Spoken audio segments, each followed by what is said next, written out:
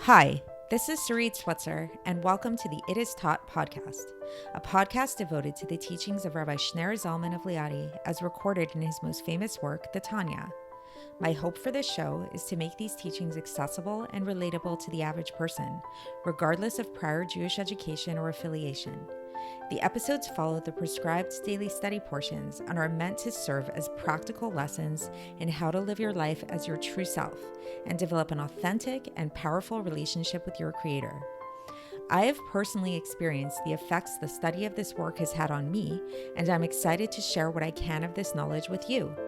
So please join me on this journey of learning, self-growth, and connection with your source.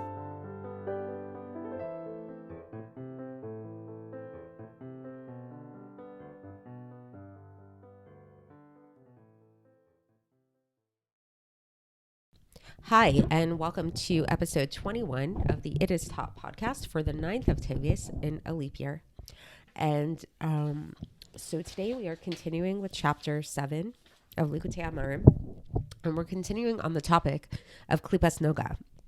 So just to give a little bit of a recap, we're talking about the general topic lately has been klipos. Klipos are shells, they are husks that God created that conceal godliness. So as mentioned previously, nothing exists apart from godliness.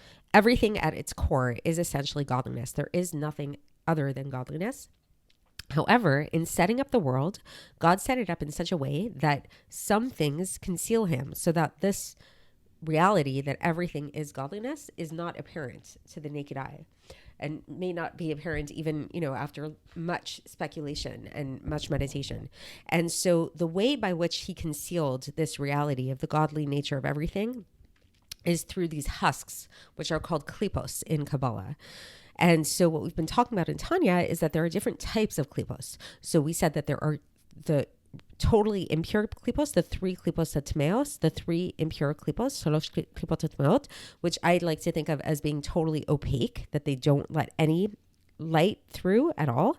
And now the topic that we've been talking about yesterday, and we're going to continue it today, is this other category of klipa, which is called klipos noga, which loosely translated means a klipa which is a little bit more translucent. It's like a luminous kind of klipa.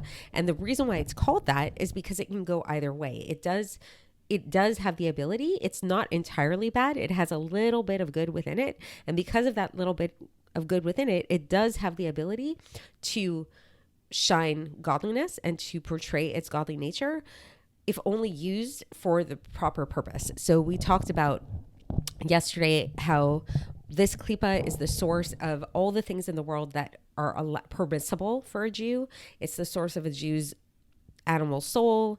It's the source of all kinds of different foods and inanimate objects and things that we're allowed to use, but that aren't necessarily inherently holy, but can be used for different kinds of purposes. And yesterday we talked about how if we use these things for holy purposes, like making a really nice Shabbos meal or telling a good joke in order to expand your mind, this is a way of elevating these klipos up into holiness. Today, we're going to go into the darker side. And today, we're going to talk about what happens when you use the klipos in a negative way and what that looks like and what happens when we do that. So the example that the Alter Rebbe starts off with is somebody, so we talked yesterday again about somebody eating meat and drinking wine to expand their mind and to think about God and to think about Torah, or maybe to have a really nice Shabbos meal and to sanctify the Shabbos in that way. And so now we're seeing the flip side of things. What if somebody just indulges in wine and indulges in meat and guzzles wine down just to fulfill their indulgence, the pleasure of their body and their animal soul? So, and if you remember in a previous episode, we talked about, I'll give you a moment to think about this, which element within the animal soul would this correspond to, this kind of behavior? When we said that there's the 4 elements of earth, wind, fire, and water. So that which of the 4 elements, if you can remember, has to do with indulging in physicality? I'll let you think for a second. So the answer is the element of water. The element of water of the 4 elements that are found within the godly soul is the one that is responsible for this type of physical indulgence that a person has. And so when a person engages in this kind of physical indulgence, when a person drinks wine in this really indulgent way and eats that, just eats the meat in this like super gluttonous kind of way, what happens is that they take this klipas noga that we said can go either way, and they bring it down. And it becomes at that moment totally and utterly bad. And it becomes encompassed within the other three klipos, which are totally 100% bad and impurity and are impure. And the person's body that's doing this now becomes a garment and a vehicle, a chariot for these things. So at that moment, when a person is engaging in this kind of gluttonous, indulgent behavior, they literally are making their bodies into a chariot for total and utter evil. So that's pretty intense. So the Alter Rebbe says here, he gives a little bit of a saving grace. He says, until the point that a person goes back and returns to serving God and his Torah. And this is on the stipulation, if it happened to be that this wine and this meat that the person was indulging in was kosher, this makes them allowed to return with him as well. So we know that there's this idea. We're going to talk about this a little bit further in Tanya, but the word in Hebrew words in Hebrew are really, really specific, and they're very telling. It's not just like a random language that's just descriptive, but if you look often at the root of a Hebrew word, you can actually understand what the word means. So the word for permissible in Hebrew is mutar. It's memvav tes resh, mutar, or heter. Heter is something that's allowed. It's to give you permission to do something. This is in contrast with the word asur, which means forbidden. So what do these words mean? So the word in Hebrew, mutar, it comes from the same root of another word in Hebrew, which is levater, which means to yield. Like, let's say, if two people are having an argument and then one of them says, okay, you win, and I give up. Basically, that's the same root that the word mutar comes from, which points to its ability to kind of like let go and not be so stubborn or stuck. Which asur, in addition to meaning forbidden, it also means to be bound. It's something that's bound. So this is a contrast to understanding these two words and how they relate to what we're talking about here. We'll see that there's actually a very deep Kabbalistic reason for that. So what we learn is that basically things that are permitted, things that are mutar, are free. And what that means, this is the realm of the klipas noga that we've been talking about. And this means that they are malleable. They can move. So they're free to move from one place to another. So this means that, like we're talking about here, that let's say we have this individual that's eating food and really indulging gluttonously in a really, really unhealthy way, to maybe an alcoholic even, somebody who's just really indulging in alcohol in a very unhealthy way. So what the Alter Rebbe is saying here is something very interesting. So long as the meat and the wine that they were indulging in is kosher, even though at the moment that they were indulging in these things, they brought their bodies to become vehicles for this total evil and total negativity, that by virtue of the fact that they are permissible things, a person has the power to go back and to free them, to lahatirotam, to remove them from this filth and to bring them back into holiness. And all they need to do in order to do that is to go back and to serve God properly.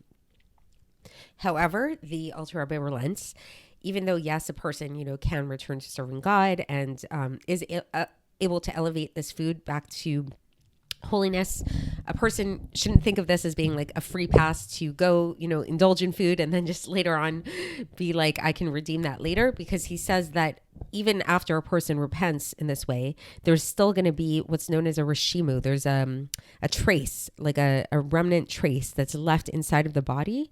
And this is why the body needs what's called chibut hakever. Chibut hakever is literally translated as being purgatory of the grave. And this means that there's a certain suffering that the soul needs to undergo to kind of cleanse itself after it passes away. And this is what happens here. And so what it's basically saying is that at any time, if a person, so here's the process to break it down. Let's say a person goes and, goes out to eat and eats this really, really lavish meal, and they don't have the best intentions in mind. They're just really indulging in it and eating in a really gluttonous way just to fill their stomachs, drinking that wine just to forget their troubles and, be in the moment, be in the pleasure, in this really, really hedonistic kind of way. So at that moment, their body becomes a garment and a vehicle for total and utter evil. Nevertheless, they can then go back afterwards and realize what they did and be like, oh my gosh, I can't believe I did that. And then go back and return to serving God and return to being more authentic to their more godly self. And after they do that, then they have now redeemed that klipos noga from the evil forces, and they were able to elevate it back up to its proper place in holiness. Nevertheless, a trace of that impurity will remain within them until they die, at which point they will have to undergo the purgatory of the grave, the chibut kever, that will have to cleanse them and rid them of this. And so only in death, basically, will a person be totally cleansed from this impure spirit that comes from there. Okay, so up until now, we've been talking about permissible things. So things that are, eating food or engaging in different kind of activities that are technically permissible, but the person didn't necessarily have the best intention while they were engaging in these activities. But what about if somebody actually engages in activities that are forbidden? So the Alter Rebbe gives the examples specifically of eating forbidden foods or engaging in sexual activities that are forbidden. So for example, adultery, incest, things like that. So these things, as we've learned previously, do not come from klipos noga, from the more luminous, translucent klipa. They come from the three impure klipos that are totally impure, and these fall into the category of what we know of and we call asur. So like we said, asur means forbidden, and it also has the dual meaning of being bound. They are bound up. So why do we say that? Because they are locked up. They're like tied up in the chitzonim, in the outer forces, these forces that conceal godliness, and they are trapped there, and they're just going to be there forever. And the Alter Rebbe says that in such a case, the godly force within these activities, when a person engages in these activities, and the godly forces that are inherent within there will not be able to be released until the future, when what will happen in the future, when death and impurity will be totally eradicated from the world. So that's what's going to happen in the future time. But, that's not right now. And it's not something that we necessarily have control over. So, that's kind of a big deal.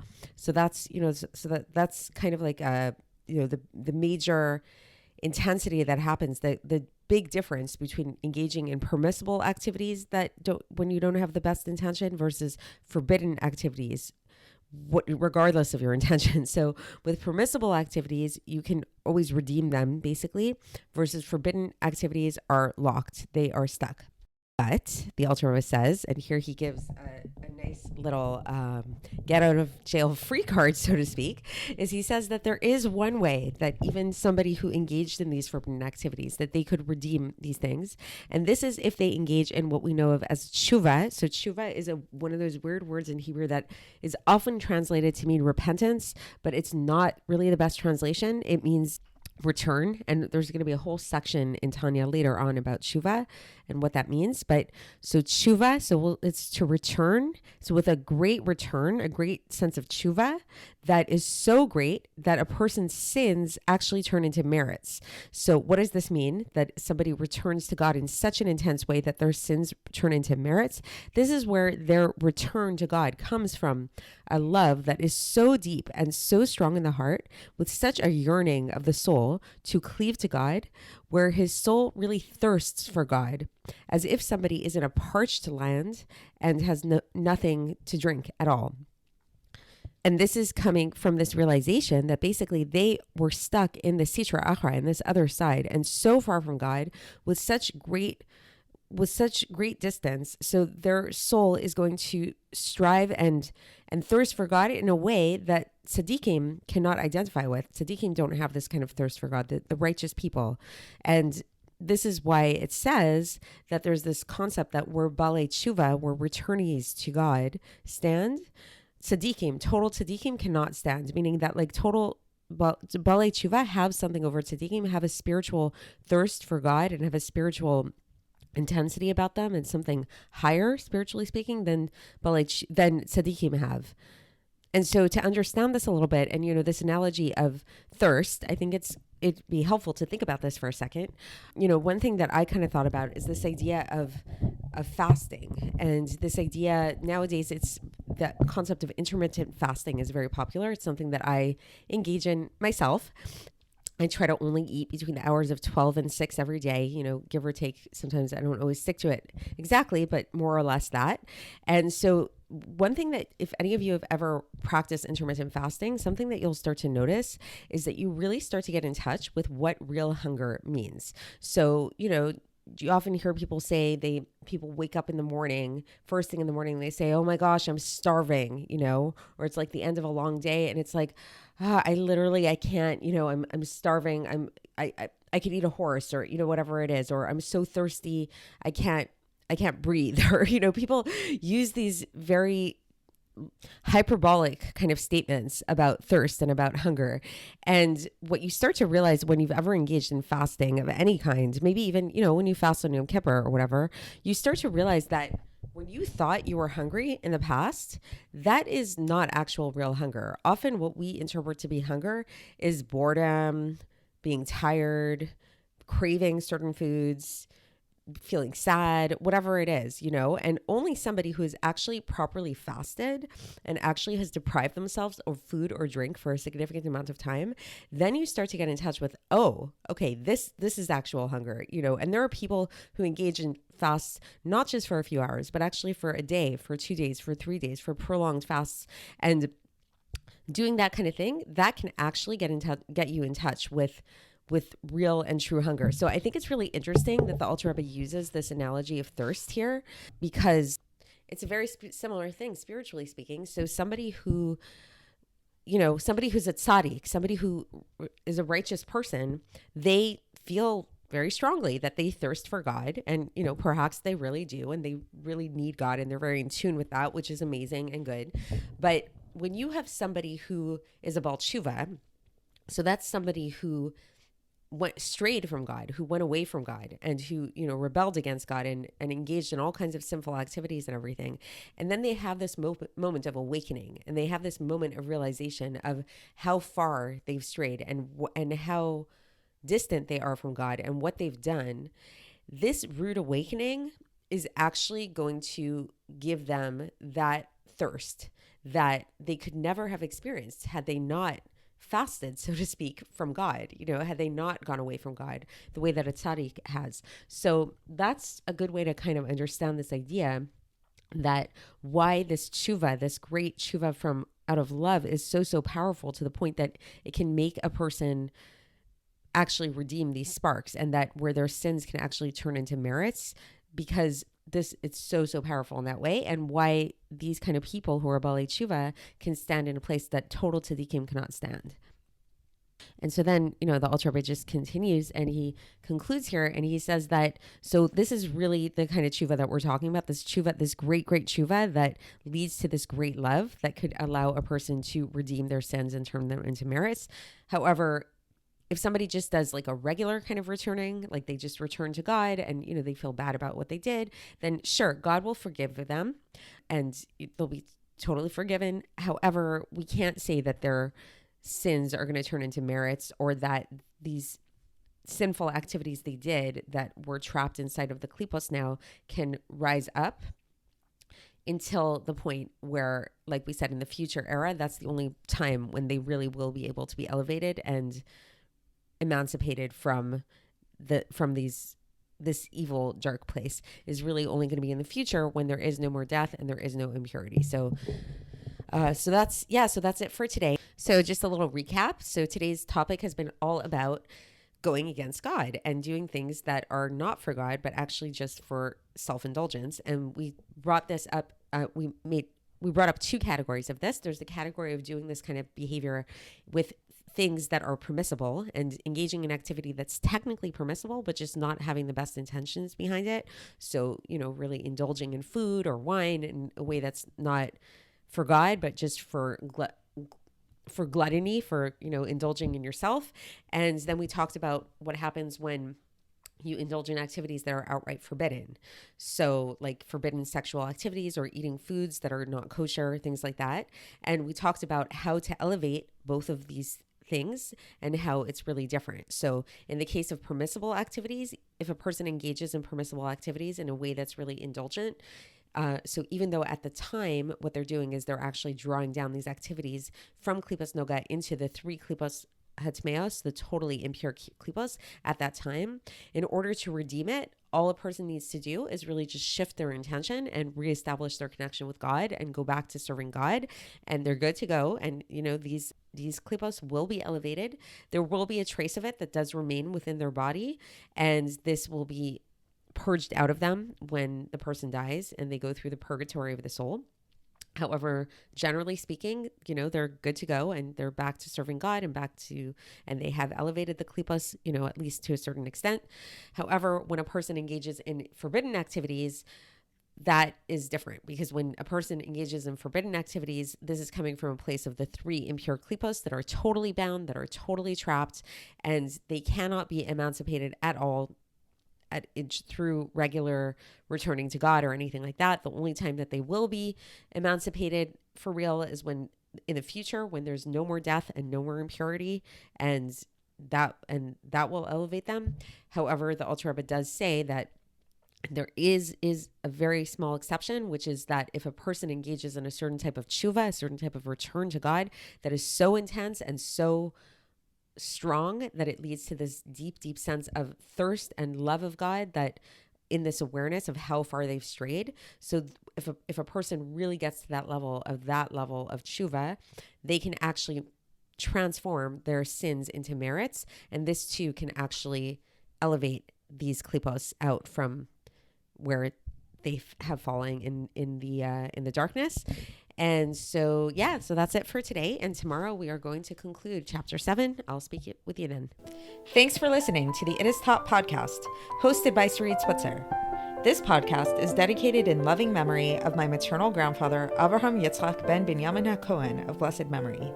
Music by Shoshana. If you enjoyed this episode and would like to support the show, please share it with others and subscribe on YouTube, Apple iTunes, Spotify, or wherever you listen to podcasts. And make sure to leave us a 5-star review. To find out more about the It Is Taught project, including more information on my soon-to-be published book, please visit our website, itistaught.com.